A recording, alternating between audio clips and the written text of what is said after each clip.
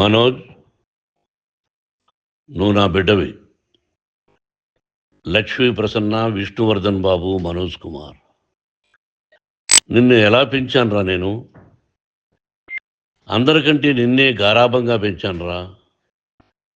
నీకే ఎక్కువ ఖర్చు పెట్టి చదివించాలని ప్రయత్నం చేశానురా. నువ్వు ఏది అడిగినా నేను నీకు ఇచ్చానురా. కానీ ఈ రోజున నువ్వు చేస్తున్న పని బిడ్డల గుండెల మీద తంతారంటారే, అలా తన్నేవరా. మనసు ఆవేదనతో కింగిపోతుందిరా. నేను మీ అమ్మ ఏడ్చుకుంటున్నావురా. జర్నలిజం ఉన్నది లేనిది, లేనిది ఉన్నట్టు రాస్తున్నారా. నువ్వు నన్ను కొట్టడం ఏంట్రా? నా బిడ్డ నన్ను తాకలా. ఇద్దరం ఘర్షణ పడ్డాం కొన్ని కారణాల వల్ల. ప్రతి ఫ్యామిలీలోనూ ఉంటాయిరా ఇవి. లేనివాడు ఎవరైనా ఉంటే ప్రపంచంలో ఒకరున్నారేమో, 1% ఉంటుందేమో. అటువంటి వాళ్ళ ఇంటికి వెళ్ళి కాళ్ళు గడిగి నిద్ర పూసుకోవచ్చు. భారత భాగవత రామాయణాలు చూశావు కదరా. ఏమిటిది? మీ అమ్మ ఎంత కుమిలిపోతుంది ఈ రోజున హాస్పిటల్ చేరింది. నీ వల్ల హాస్పిటల్ చేరుతాను. చూడు మనోజ్, నీకు అన్నీ ఇచ్చిన ఈ రోజున నువ్వు నా గుండెల మీద తనడమే కాకుండా అపకీర్తి తీసుకొచ్చావు. ఏదేదో రాశావు, ఏదేదో చెప్తున్నావు. కొంతమంది జర్నలిస్టులు ఉన్నది లేనిది, లేనిది ఉన్నట్టు రాసేవాళ్ళ తత్వం వాళ్ళకి. ఎందుకంటే టీఆర్పీ పెరగాలి. ఇది వాళ్ళ నైజం. మనం మార్చలేము. వాళ్ళందరి మీద మన కోర్టుకు వెళ్ళలేము. వాక్ స్వాతంత్రం అంటారు, ప్రజాస్వామ్యం అంటారు. ప్రజాస్వామ్యంలో కూడా కొన్ని హద్దులు ఉన్నాయి. ఇది నీకు తెలుసు అనుకున్నా. ఎంత మంచి నటుడివి నువ్వు. నీ భార్య మాటలు విని తాగుడికి అలవాటు పడిపోయావు. వింటున్నావా మనోజ్? ఎవరిని నమ్మాలో ఎవరిని నమ్మకూడదో పరిస్థితి తీసుకొచ్చావు. విద్యాలయాలు ఎంత గొప్పవిరా. మనం 25% కులమతాలకు అతీతంగా ఫ్రీ ఎడ్యుకేషన్ ఇస్తున్నాంరా. క్యాస్ట్ అనేది తీసేశాను రా 92లో ప్రాస్పెక్ట్స్లో. నువ్వు చదువుకున్నావురా. అక్కడ చదువుకున్న బిడ్డలు IAS, IPS అయ్యారా. ఎంతోమంది గొప్పవాళ్ళు అయ్యారా. నువ్వు నటుడుగా ఎంతో గొప్పవాడివి. తాగుడికి అలవాడబడి నువ్వు నీ భార్య ఇంట్లో బిహేవ్ చేస్తున్న విధానం ఆ భగవంతుడు సర్వేశ్వరుడు తెలుసు. భగవంతుడు చూస్తున్నాడు రా. నేను తప్పు చేసినా, నువ్వు తప్పు చేసినా, ఎవరు తప్పు చేసినా. ఎంత అవకాశం ఇచ్చావు మాట్లాడుకునేదానికి అందరికీ. ఇన్ని సంవత్సరాల్లో మన విద్యాలయాల్లో ఒక్క తల్లి కానీ ఒక తండ్రి కానీ ఏమైనా చెప్పారా? ఆ బిడ్డలు మన బిడ్డలు రా. మీరెంతో నాకు అక్కడ ఉన్నవాడు కూడా నా కూతుర్లు, నా కుమారులు. ఎంతమందికి ఫ్రీ ఎడ్యుకేషన్ ఇస్తున్నావు. వాళ్ళ దగ్గర ఏది ఆశించలా. నువ్వు ఎందుకు ఇలా తయారైపోయావు? ఎందుకు ఇంట్లో ఉండే పని వాళ్ళందరినీ కొడుతున్నావు? పనివాడు వాడు పని చేసుకోవడానికి మన ఇంటికి వచ్చాడు రా.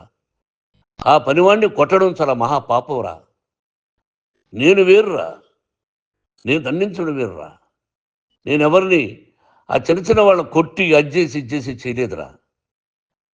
సినిమా ఇండస్ట్రీలో మోహన్ బాబు కొడతాడు, తిడతాడు అంటే అది షూటింగ్లో జరిగి ఉండొచ్చేమో. కానీ ఇంట్లో ఉండి 10 సంవత్సరాల నుంచి 20 సంవత్సరాల నుంచి పనివాళ్ళు ఉన్నారు. నేను ఇంట్లో లేని సమయంలో వాళ్ళందరినీ కొట్టి వాళ్ళ ఫోన్ లాక్కొని ఒకడైతే చచ్చిపోవాలి, వాడు పోలీస్ కంప్లైంట్ ఇచ్చి ఉండొచ్చు. నేను వద్దు అని వాడిని బతిమాలాడు. పోలీస్ కంప్లైంట్ కూడా ఇవ్వలా. ఇంకైనా నువ్వు నీ భార్య మారి బయట ఉండండి రా అన్నాను నేను. లేదు డాడీ, తప్పు చేయలేని ఒకసారి వచ్చావు, మళ్ళీ తప్పు చేశావు, మళ్ళీ వెళ్ళావు, మళ్ళీ ఈసారి తప్పు చేయనన్నావు.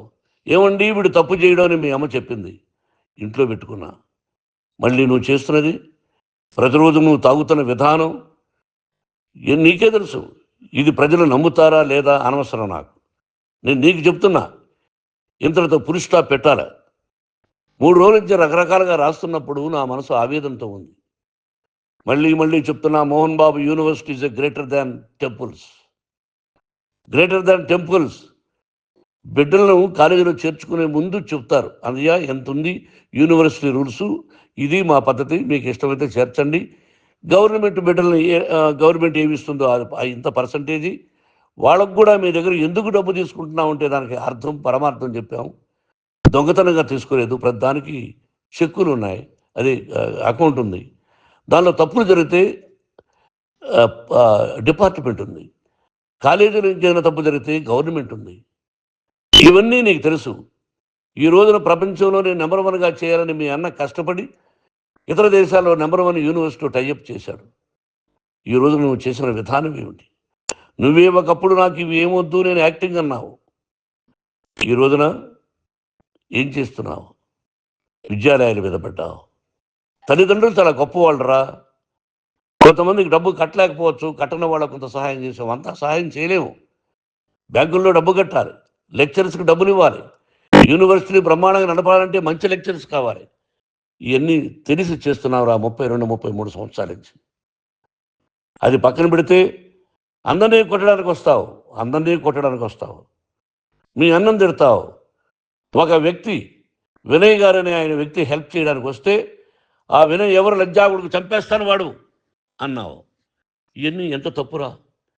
అంటే మీ నాన్నగారికి ఎవరు సహాయం చేయడానికి వస్తే వాళ్ళందరినీ లజ్జాగుడుకులు అంటావు, చంపేస్తానంటావు. మీ అన్నను చంపేస్తానన్నావు. చంపరా చూద్దాం మీ అన్న. నేనే అన్నా. తాకరా నీ ధైర్యం ఉంటే అన్నా. ఎంతమందిని చంపాలనుకుంటున్నావు? ఎంతమందిని చేయాలనుకుంటున్నావు? నువ్వు ఏం సాధించాలనుకుంటున్నావు? ఆలోచించుకో. ఈ ఇంట్లోకి అడుగు పెట్టడానికి నీకు అధికారం లేదు. ఇది నా కష్టార్జితం. మా నాన్నగారు 10 రూపాయలు 10 పైసలు కూడా ఇవ్వలేదురా. మంచి జన్మనిచ్చాడు మా నాన్నగారు. మద్రాసుకు వెళ్ళి వీధుల్లో అడుగు తిన్నాను రా.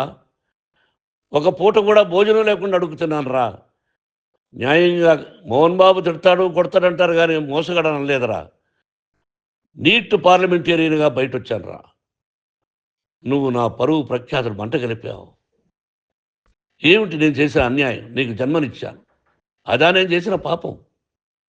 అందుకే ఇది నా ఇల్లు అన్నావు. నువ్వు నీ ఇల్లు కాదు. నీ కష్టార్జితంతో నువ్వు సంపాదించుకున్న ఇల్లు నీది. ఇది నా డబ్బు, నా కష్టార్జితం. నా కష్టార్జితంలో నేను పిలిస్తేనే మీరు ఇంట్లోకి రావాలి. అటువంటిది పోగొట్టుకున్నావు నువ్వు. ఆస్తులు అంటావా? ముగ్గురికి సమానంగా రాయాలా లేదా అది నా ఇష్టం.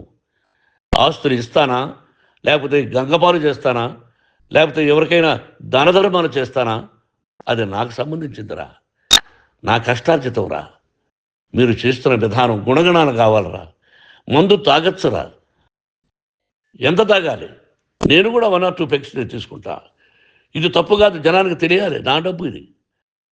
తాగి ఎవరిని కొట్లా, తాగి నేను తింటున్నా. అది ప్రజలకు అక్కర్లా. నేను తప్పు చేస్తేనే ప్రజలకు కావాలా. ఇవన్నీ ఉన్నాయిరా. ఇవన్నీ తెలుసుకో. జర్నలిస్ట్ సోదరులారా, మీకు నా గతాన్ని తెలుసు, నా భవిష్యత్తు, నేను ఎక్కడి నుంచి వచ్చాను కూడా మీకు తెలుసు. ఈ రోజున మీరు రాస్తున్న విధానం, నా బిడ్డ నన్ను కొట్టాడన్నారు. ఎంత తప్పు! ఈ రోజున నా బిడ్డ మీద కోపంతో అవును చెప్పచ్చు. కాదు, వాడు నా మీద చెయ్యెత్తలేదు. నేను ఘర్షణ పడ్డాం. ఘర్షణ వేరు, కొట్టుకోవడం వేరు. గాయాలతో హాస్పిటల్కి వచ్చి కుంటుకుంటుగా నడిచాడు. మళ్ళీ ఏమని పోలీస్ స్టేషన్కి వెళ్ళి చెప్పాడు. ఎవరో 2 ఉన్నారు, వాళ్ళిద్దరూ నా మీద దాడి చేశారన్నాడు. నా ఇంట్లో పనిచేస్తున్న వ్యక్తుల గురించి పోలీస్ స్టేషన్కి వెళ్ళి చెప్పవలసిన అవసరం అతనికి లేదు, హక్కు లేదు. పోలీస్ డిపార్ట్మెంట్ కూడా తెలుసుకోవాల్సిన విషయం.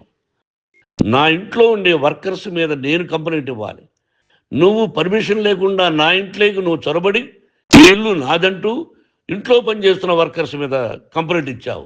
అది ఎంతవరకు పోలీసు న్యాయమో రూల్సో చూద్దాం. పోలీస్ డిపార్ట్మెంట్ ఇంటికి వచ్చింది. వాళ్ళకి రాశాను ఉత్తరం, అయ్యా నేను సీనియర్ సిటిజన్ని, నాకు రక్షణ లేకుండా ఉంది, నా బిడ్డ వల్ల నా ఇంట్లో నుంచి నా బిడ్డను పంపించేసి ఇది నా ఇల్లని. వాళ్ళు నాకు సమాధానం ఇవ్వలేదు. ఇవ్వకపోగా ఎవరిని పట్టించుకోలేదు. ఇప్పుడు పోలీసు వాళ్ళు వచ్చి ఏమండి రూల్స్ ప్రకారం నా బిడ్డ ఇంట్లోకి రాకూడదంటే మాకు హయ్యర్ డిపార్ట్మెంట్, హయ్యర్ అథారిటీ వాళ్ళు ఫోన్ చేశారు, మీరు ఎవరిని స్టాప్ చేయొద్దండి, బయట నుంచి ఎవరైనా వస్తే వాళ్ళని స్టాప్ చేయండి అన్నారు. 2 రోజుల నుంచి 10 మంది 20 మంది వస్తున్నారు. వాళ్ళు అలా చూస్తూ నిలబడ్డారు. వాళ్ళు ఫోటోలు తీసుకున్నారు, వాళ్ళ మీద మళ్ళీ వదిలేస్తున్నారు. ఎవరిని నిందించాలి? But I give respect to the police department. వాళ్ళకి ఎవరు ఏ అధికారి ఫోన్ చేశాడో, ఆ అధికారికి ఏ పొలిటీషియన్ చేశాడో అది వాళ్ళకే వదిలేస్తున్నా. కాబట్టి వాళ్ళు పోలీస్ కంప్లైంట్ ఇచ్చినా కూడా మేము సంబంధం లేదని అంటున్నారు కాబట్టి నేను నా బిడ్డను నిన్ను నాపు చేస్తున్నా. నువ్వు ఇంట్లోకి వచ్చే అధికారం నీకు లేదు. నువ్వు వచ్చి నీ బిడ్డను తీసుకెళ్ళు. సంతోషం. నువ్వు రాలేదు, నీ బిడ్డను జాగ్రత్తగానే చూసుకుంటావు. Take care your daughter, that's all. మీ అమ్మ హాస్పిటల్లో అడ్మిట్ అయింది. రేపో ఎల్లుండో మీ అమ్మను పిలిపించి బాగైన తర్వాత ఇదిగో నువ్వు నీ కొడుకు బిడ్డను తీసుకెళ్ళి వాడికి అప్పచెప్పని చెప్తాను పోలీసు వాళ్ళ ఆధ్వర్యంలో. ఇది 100% జర్నలిస్టు సోదరులారా, పులి స్టాప్ పెట్టండి. మీకు కుటుంబాలు ఉన్నాయి, మీ యజమానులకు కుటుంబాలు ఉన్నాయి. మీ కుటుంబాల విషయాలు, మీ యజమానుల కుటుంబాల విషయాలు మేము ఎవరు జోక్యం చేసుకోరా. మేము నటీనటులం. మాది తప్పుంటే నటుడుగా నన్ను ఫెయిల్యూర్ అని రాయండి, నా నటన బాగలేకపోతే రాయండి. బట్ ఇంటి లోపల సందులో నుంచి చూస్తూ తప్పు చేస్తున్నామని ఉన్నది లేనిది ఉన్నట్టు రాయకండి. మీకు నా హృదయపూర్వక నమస్కారాలు. ఇన్ని రోజులు హృదయపూర్వకంగా ఎంకరేజ్మెంట్ చేశారు. ఆ ఎంకరేజ్మెంట్కు నమస్కారం చేసుకుంటూ I love you all. I love you police department. మీరు న్యాయంగా ధర్మంగా నడుచుకోండి, ఎవరికి తొత్తుల్లాగా ఉండొద్దండి అని మనవి చేసుకుంటూ నేను సెలవు తీసుకుంటాను. Thank you very much for all the journalist. ఇక్కడ పులి స్టాప్ పెట్టండి. Thank you very much.